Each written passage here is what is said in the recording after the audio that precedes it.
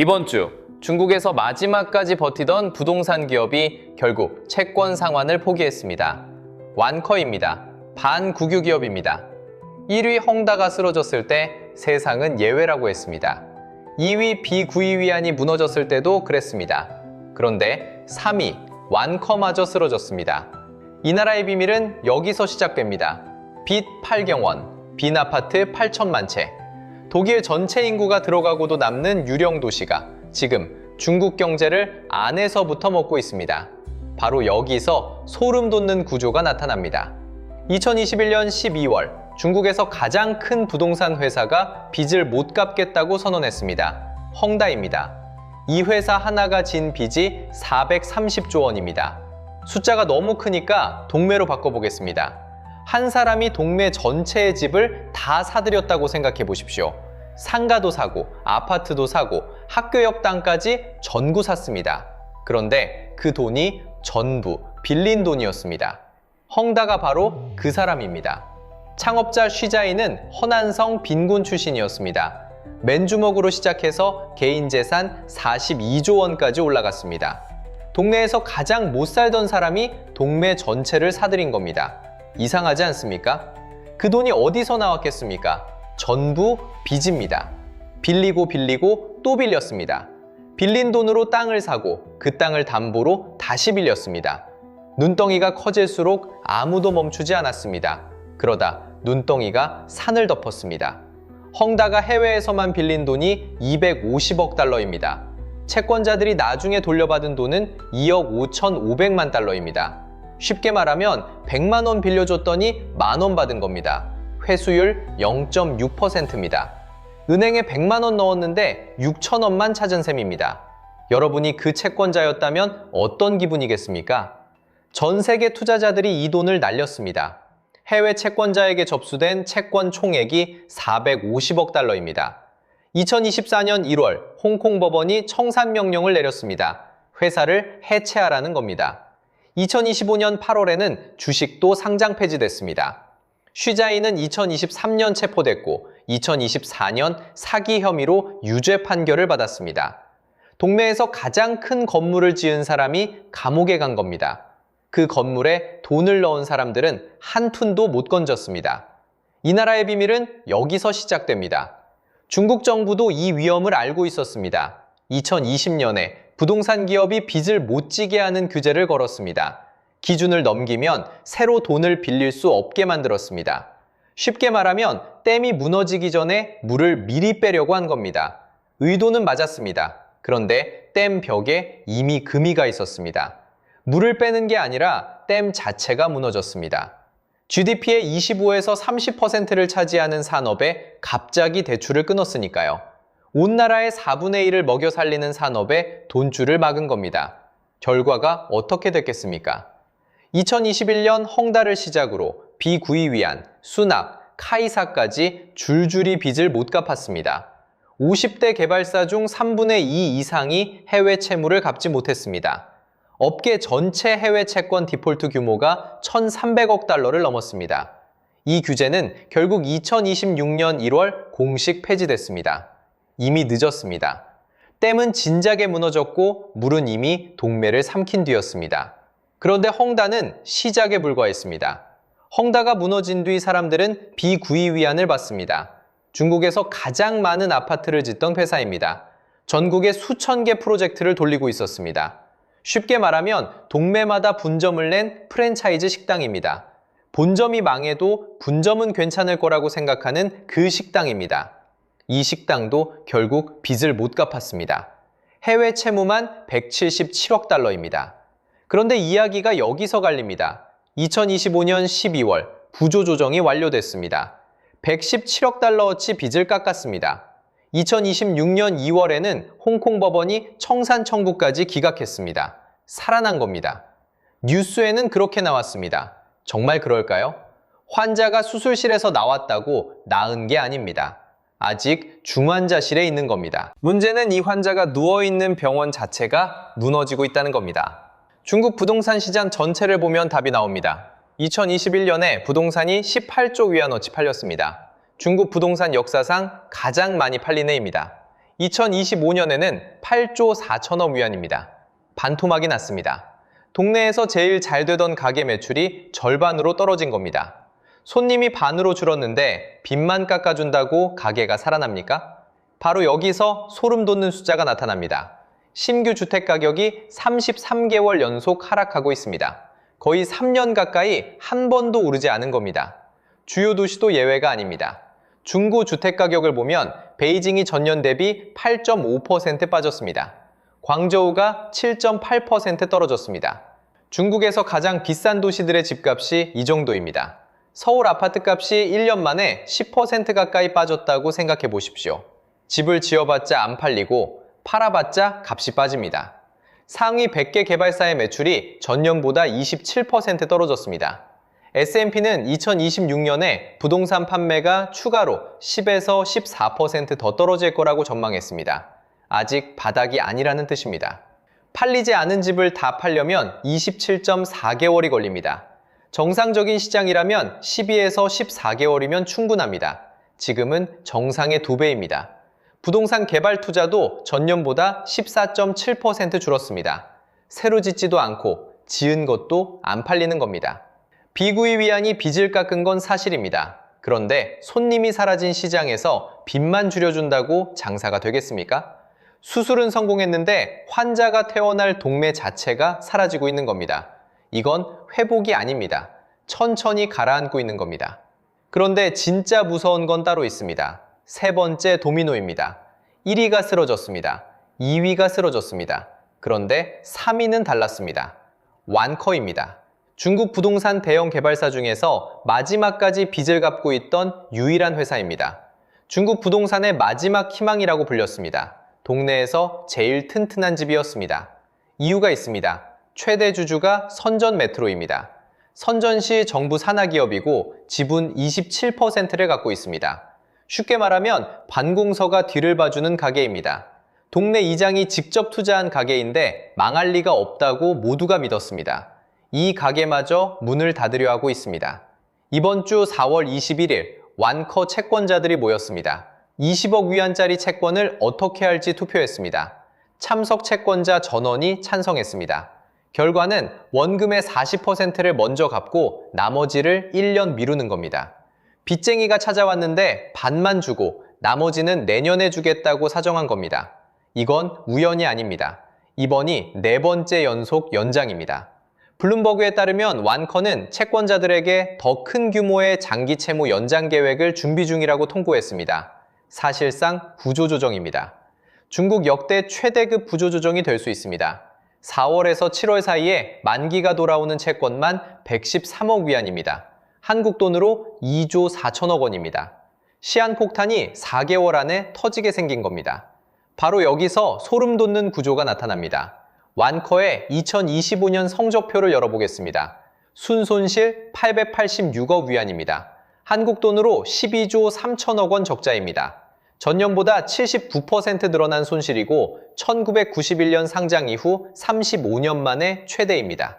매출은 전년보다 32% 빠졌습니다. 1에서 10월 매출은 43% 줄었습니다.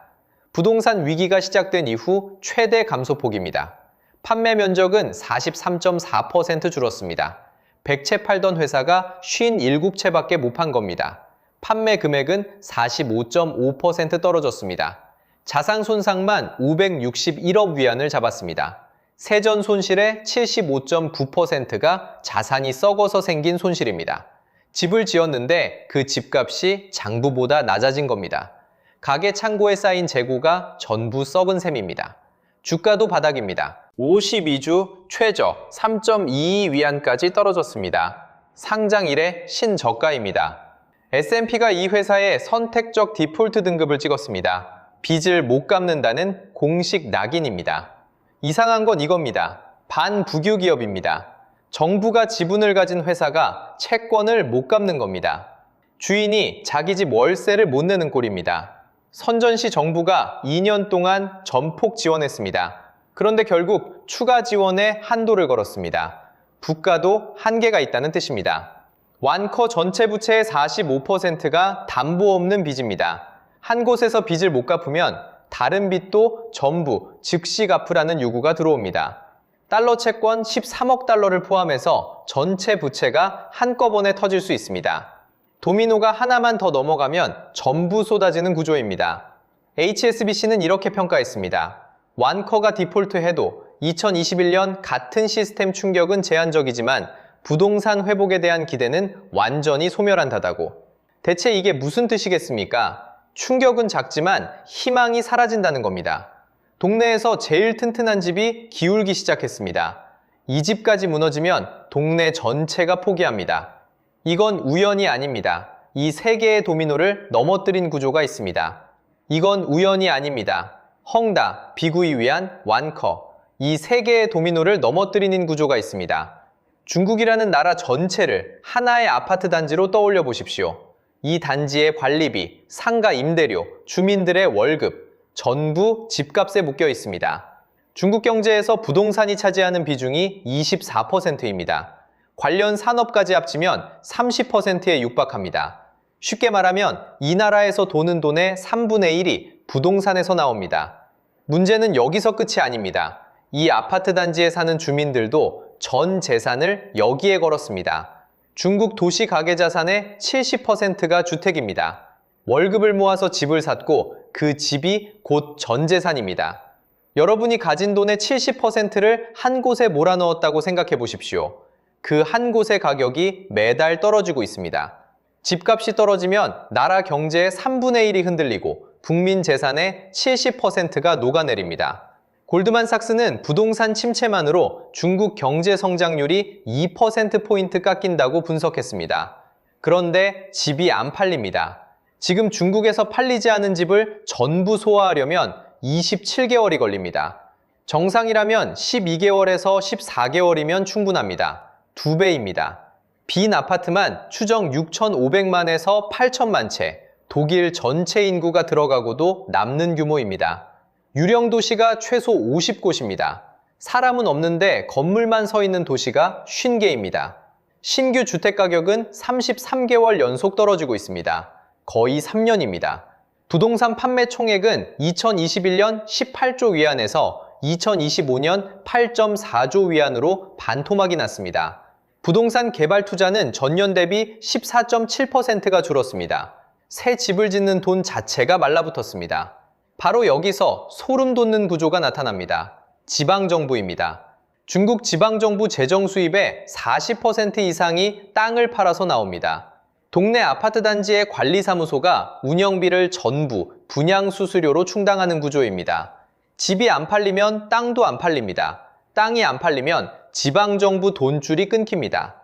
돈줄이 끊기니까 지방정부는 숨겨진 빚주머니를 만들었습니다.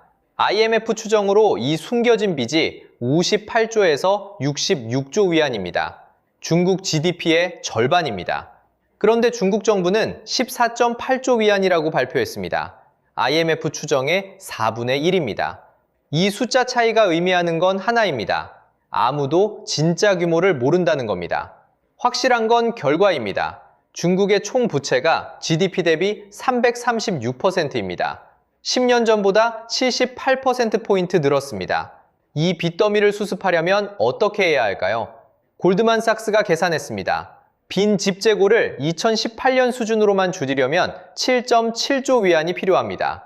실제로 중국 정부가 투입한 돈은 그 25분의 1입니다. 소방차가 와야 하는데 물뿌리개를 들고 온 겁니다. 그 사이 은행이 무너지고 있습니다. 2025년 한 해에만 소형은행 377개가 문을 닫거나 합병됐습니다. 매주 7개 꼴입니다. 2026년 4월까지 이미 220개가 추가로 사라졌습니다. 촌진은행만 120개가 넘습니다. 전년 같은 기간의 4배 속도입니다. 온 동네가 신용카드로 집을 지었습니다. 집값은 절반으로 떨어졌는데 카드 빚은 그대로입니다. 은행은 이 빚을 감당 못해서 문을 닫고 있습니다. 숫자 뒤에는 사람이 있습니다. 중국에서 집을 산다는 건 이런 겁니다. 아파트를 계약하면 완공되기 전에 대출이 시작됩니다. 매달 돈이 빠져나갑니다. 그런데 건설사가 파산했습니다. 집은 골조만 올린 채 멈췄습니다. 월세는 계속 나가는데 집은 영원히 안 옵니다. 이런 사람이 수백만 명입니다. 이 사람들의 분노가 터진 사건이 있습니다. 2022년 허난성에서 지방은행 4곳이 예금을 동결했습니다. 피해자 40만 명, 동결된 돈 400억 위안. 노인들이 은행 앞에 모였습니다. 자기 돈을 돌려달라고 모인 겁니다. 그러자 정부가 한 일이 있습니다. 시위에 나온 1317명의 건강 코드를 강제로 적색으로 바꿨습니다. 코로나 감염자로 찍힌 겁니다. 감염자는 이동이 금지됩니다. 자기 평생 모은 돈을 찾으러 갔다가 감염자가 된 겁니다. 젊은 세대는 다른 방식으로 반응하고 있습니다. 탕핑, 드러눕기입니다. 바이란, 썩든 말든 내버려두기입니다. 더 극단적인 형태도 나왔습니다. 쥐족이라 부릅니다. 지하에서 최소한의 비용으로 살아가는 사람들입니다. 2023년 6월 청년 실업률이 21.3%를 찍었습니다. 그러자 중국 정부가 한 일은 통계 발표를 중단하는 것이었습니다. 지금은 재개됐지만 공식 수치가 16.9%입니다. 베이징대 장단닝 교수는 실질 청년 실업률이 46.5%라고 추정했습니다. 절반에 가깝습니다. 정부는 이 분위기를 통제하려 했습니다. 2025년 인터넷 검열, 당국이 탕핑 같은 부정적 표현을 SNS에서 삭제하라는 명령을 내렸습니다. 단어를 지우면 현실이 바뀔 거라고 생각한 겁니다. 일자리가 없으면 결혼을 안 합니다. 결혼을 안 하면 아이를 안 낳습니다. 2025년 중국 인구는 339만 명이 줄었습니다. 대기근 이후 가장 큰 강소입니다. 출생아 792만 명, 10년 전 1786만 명의 절반도 안 됩니다. 4년 연속 인구가 줄고 있습니다. 앞으로 10년간 6천만 명이 더 사라질 전망입니다. 프랑스 하나가 통째로 없어지는 규모입니다. 그런데 돈 있는 사람은 이미 떠나고 있습니다. 2024년 한 해에만 자산 100만 달러 이상인 부유층 15,200명이 중국을 빠져나갔습니다. 세계에서 가장 많은 숫자입니다. 전년보다 더 늘었습니다. 부유층은 탈출하고 청년은 드러눕고 태어나는 아이는 절반으로 줄었습니다. 중국 정부의 올해 경제 성장 목표는 4.5에서 5%입니다. 35년 만에 가장 낮은 목표입니다. 여기서 끝이면 좋겠지만 도미노는 아직 넘어지고 있습니다. 중국은 세계 2위 경제입니다. 이 나라의 부동산은 경제의 심장입니다. 심장이 멈추면 피가 돌지 않습니다. 부동산 침체로 중국인들이 지갑을 닫았습니다. 소매 판매 지표가 6개월 연속 둔화되고 있습니다. 물건을 만드는 공장의 출하 가격도 2년 넘게 떨어지고 있습니다. 소비가 줄면 수입이 줄어듭니다. 수입이 줄면 중국의 물건을 팔던 나라들이 타격을 받습니다.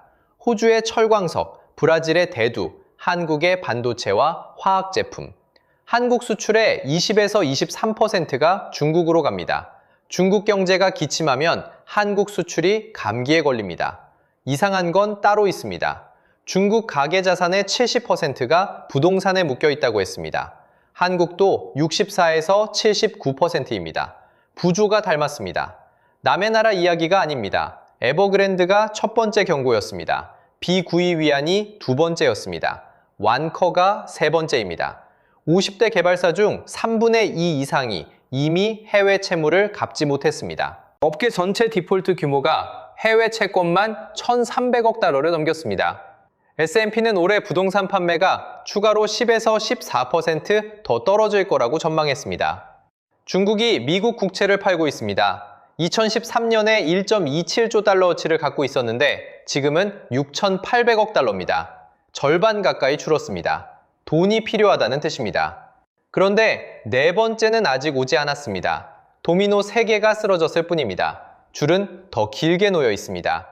이 공식은 지금도 반복되고 있습니다. 1위가 쓰러지고 2위가 쓰러지고 마지막 3위마저 쓰러졌습니다. 8경원의 빚은 아직 세계를 삼키고 있습니다. 여러분의 생각을 댓글로 남겨주십시오.